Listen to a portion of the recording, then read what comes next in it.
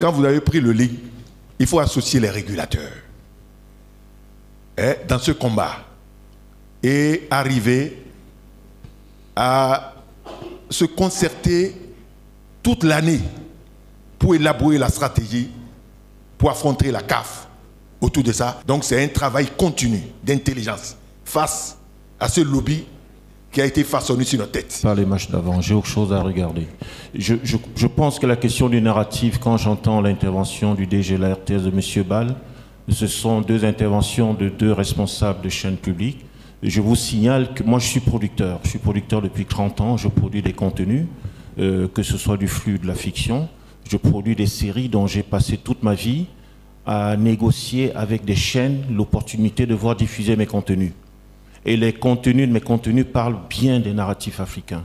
Donc je sais que dans des conférences, quand j'en participe partout dans les différents pays, en général, les responsables des chaînes publiques parlent de la concession ou bien de la possibilité de collaborer avec les privés quand ils ne sont plus en poste. Il faut que ce choix soit appliqué quand vous êtes en poste. Ça veut dire que c'est aujourd'hui que la RTS doit trouver le moyen de trouver des accords avec des privés. Je vous rassure que les privés que nous sommes des commerçants. Un commerçant a besoin de vendre son stock. Et quand il le met à 10 francs, si ce n'est pas vendable, il le descend à 5 francs. Donc n'ayez pas peur de nous rencontrer pour négocier des accords de diffusion ou même idéalement de coproduction. L'hégémonie dont vous parlez sur le football s'applique déjà sur tout ce qui concerne le fiction et le cinéma par un autre acteur, mais parlez de cet acteur aussi. Le DG en a parlé pour le football, mais le plus grave, c'est ce qui se passe dans toutes les histoires africaines qui ne sont plus développées, financées par des acteurs africains. Vous avez parlé de l'UR. Je vous signale aujourd'hui qu'un accord, un catalogue qui pourrait faire l'objet d'une diffusion au niveau de toutes les chaînes de l'UR, on parle de 50 chaînes. Cet accord serait plus sexy qu'un accord avec Canal. Donc, il faut absolument que ce débat sur le narratif ne soit plus porté par des décideurs de chaînes publiques. Vous savez, les privés nous courtisent, nous appellent et nous font des propositions même quand nous sommes en développement. Mais il se trouve que quand on les appaille au développement, quand on arrive à la sortie de nos produits, on a du mal à trouver des accords avec les chaînes. Il nous arrive même de pousser des discussions avec des responsables de chaînes jusqu'au moment où on sait que la seconde après on va signer, mais à la fin de la journée on ne signe rien. Mais comment voulez-vous qu'est-ce que vous voulez qu'on retienne de ce qu'on peut faire, avoir comme disponibilité à vous accompagner? Au bout de la centième conférence, dans 5 ou 6 ans, la situation ne changera pas. La capacité à produire des contenus est bien réelle. Je viens de la Côte d'Ivoire, je suis le président de l'association des producteurs de séries télévisées de Côte d'Ivoire, donc je connais bien le potentiel en Côte d'Ivoire. On a quand même la chance que 2 chaînes passent des accords avec nous. Je viens de signer un accord avec NCI sur la nouvelle saison de ma fameuse série Classe A. 18 ans après, je vais produire la nouvelle saison. Je vais la produire avec une chaîne privée. Parce que la chaîne publique qui avait diffusé la première saison ne répond pas à mes sollicitations. Ce n'est pas des capacités qui manquent. L'Afrique peut porter ses narratifs, mais ce qui manque à l'Afrique, c'est la possibilité d'avoir des accords ambitieux entre les producteurs des contenus et les décideurs de chaînes, qui sont des chaînes africaines, qui sont les premières à devoir diffuser ces contenus. Il faut qu'on arrive à trouver cet accord pour que ça change, et ne pas faire des déclarations dans des conférences qui n'ont aucune application sur le terrain. Merci. Merci beaucoup, merci. Merci, allez-y, doyen. Pour les 2 premières questions posées, monsieur le directeur général. Merci beaucoup, doyen. Je pense qu'il faut apporter quelques éclairages. Madame, je peux vous rassurer, hein, nous ne sommes pas dans une logique de boycotter la Coupe d'Afrique des Nations, loin de là, à la mesure où nous poursuivons les négociations avec les détenteurs de droits, mais nous allons poser le problème véritablement au niveau de la CAF. Il n'y a aucune logique et nous ne sommes même pas dans cet état d'esprit. Oui, non, c'est juste pour vous rassurer que nous ne sommes pas dans cette logique. Peut-être le doyen Ball disait que peut-être qu'on peut arriver à un moment où toutes les chaînes de télévision vont parler ensemble et poser le débat au niveau de la CAF pour que définitivement on règle cette question. Pour votre voisin d'à côté, je pense que l'idée quand vous dites qu'il faut associer les régulateurs, mais l'idée est née même lors de l'Assemblée générale de l'UAR. C'est lors de l'Assemblée générale de l'UAR que j'ai approché certains de mes collègues pour poser le débat.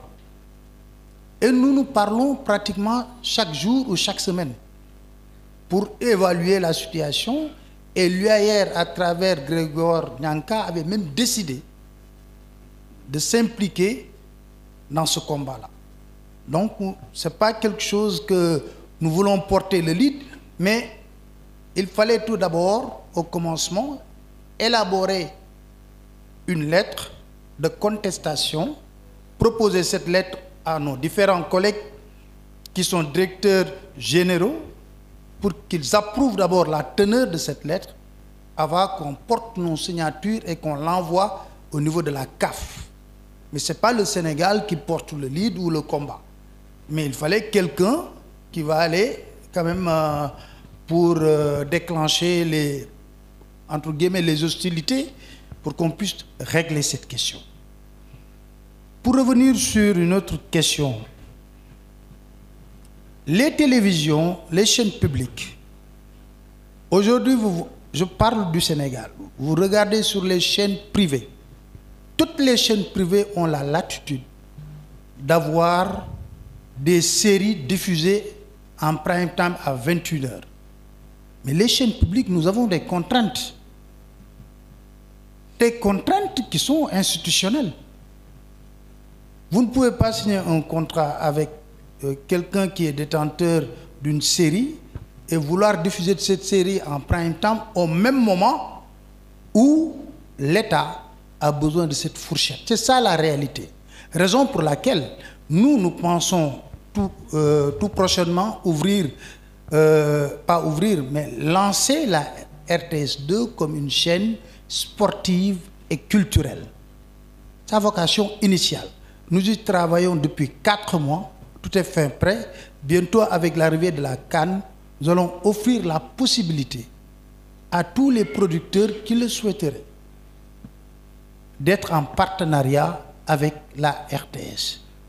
Auparavant, nous avons tenu même une réunion avec tous les producteurs. On a passé toute une journée avec tous les producteurs extérieurs pour lever les écueils dans les collaborations qu'ils ont eu à rencontrer par le passé. Mais il y a un problème de fond aussi. Il faut oser poser ce problème sur la table. Il y a le FOPICA, le fonds qui finance pratiquement les producteurs extérieurs. Qu'est-ce qu'on remarque? Pour bénéficier de ce financement, les producteurs extérieurs sollicitent la chaîne nationale pour avoir le quitus. Nous leur donnons le quitus sans garantie. Ils vont au niveau de FOPICA. Ils ont leur financement. Mieux, ils sollicitent l'exploitation des archives de la RTS. Après, ils réalisent leur série ou bien une production de long métrage et ils disparaissent. La RTS n'y gagne absolument rien du tout. Mais ce n'est pas tous les Sénégalais qui ont l'argent pour acheter le ticket pour aller au cinéma. Je pense que là également, il faut qu'on retrouve la meilleure solution. Vous faites votre long métrage pendant 1 an ou 1 an et demi et vous pouvez amortir ce que vous avez financé et vous mettez le produit à la disposition de la RTS pour une large diffusion. Ça, il faut que aussi, quand même, moi j'ai eu ce langage franc avec le directeur de la cinématographie et avec certains producteurs. La RTS ne ferme pas ses portes pour l'exploitation des archives. Nous sommes prêts à vous donner un quitus pour vous permettre d'avoir le financement au niveau de FOPICA. En retour, vous, qu'est-ce que vous pouvez faire pour la RTS? Ça également, il faut que les producteurs puissent savoir que nous avons une chaîne nationale, nous avons la vocation également de permettre aux Sénégalais de regarder certaines réalisations qui ont été primées et certains ont compris et sont venus tout naturellement. Il y a 3 ou 4 producteurs qui ont eu à réaliser des documentaires sur des personnalités et tout cela. Et après, ils sont venus tout naturellement mettre ça à la disposition de la RTS.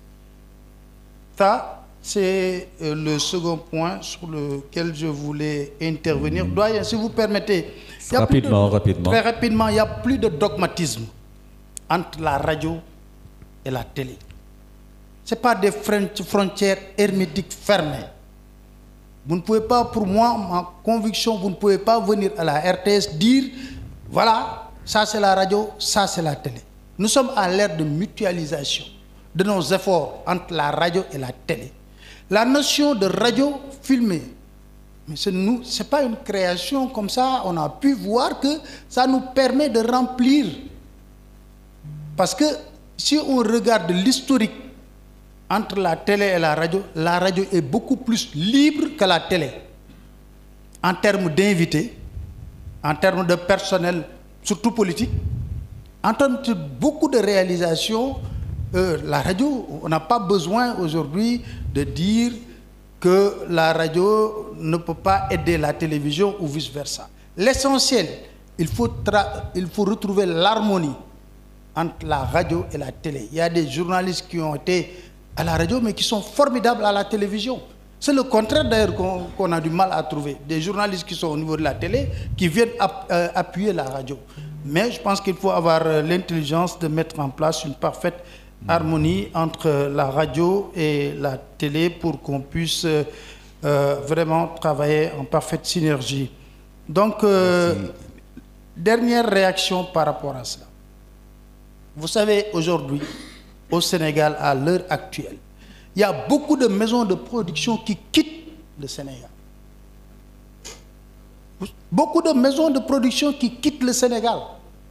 Ces maisons de production qui réalisent ces séries-là, beaucoup préfèrent maintenant, vu des avantages qu'on leur offre, surtout Bénin, qui quittent le Sénégal. Parce qu'il y a toute une politique derrière. Ce n'est pas seulement lié à une chaîne de télévision. Il y a toute une politique culturelle que l'État doit mettre en place pour que ces maisons de production puissent rester au Sénégal. S'y ajoute un fait. Les maisons de production aujourd'hui ne sont plus obnubilées à l'idée de voir leurs séries paraître sur une chaîne de télévision. Pourquoi? Le digital règle la question pour eux. Ils mettent une série, même pas 2 heures de temps, ils ont 1 million ou 2 millions de vues. Vous pensez que ces maisons de production vont venir courir derrière les chaînes de télévision pour être à l'écran? Parce que c'est l'ère digitale qui a modifié tout cela. Donc, tenant compte de tous ces aspects, je crois que nous devons pousser la réflexion avec ces maisons de production, regarder comment on doit travailler en parfaite intelligence avec toutes ces maisons de production, mais également les soutenir pour que l'État puisse mener une réflexion profonde pour retenir ces maisons de production ici au Sénégal. Quand on vous dit Marodi, quand on vous dit notre entité, qui ont été des fiertés du Sénégal, sont en train de quitter pour être dans d'autres avantages. J'ai été au Salon international du contrôle audiovisuel. Aujourd'hui, on regarde que la Côte d'Ivoire a une politique qui est très claire pour attirer les réalisateurs de films, les producteurs de films. Le thème, c'était quoi?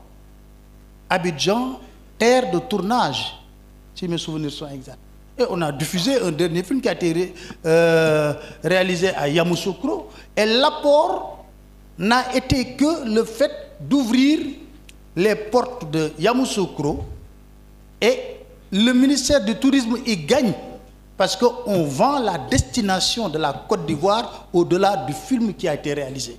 Donc tout ça, c'est des questions que nous devons mettre sur la table, mais y réfléchir de manière intelligente pour trouver la bonne solution. Merci. Tout à fait, DG, tout à fait. Et pour rebondir rapidement là-dessus, c'est que la production, il faut un marché. La production, elle doit aussi être universelle.